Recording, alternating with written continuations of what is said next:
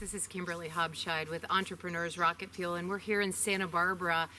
This place is absolutely gorgeous, all filled with foliage and nature, but it wasn't always the case. In fact, this is a place where they had an enormous fire come running through very recently, about 2 years ago, and the fire raged through this area, burning everything around.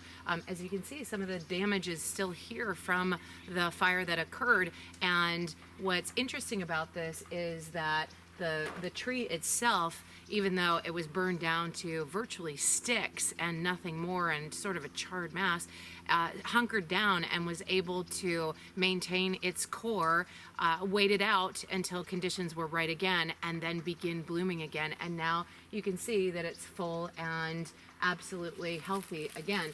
Now, that's sort of a parable, if you will, for entrepreneurship, because while sometimes you may be going through times that are really, really rough, if you hunker down and make sure that your inner strength is still there, then you can come back and thrive again in just a couple of years. It can be difficult, but in 2 years, you could be fabulous again. Cheers.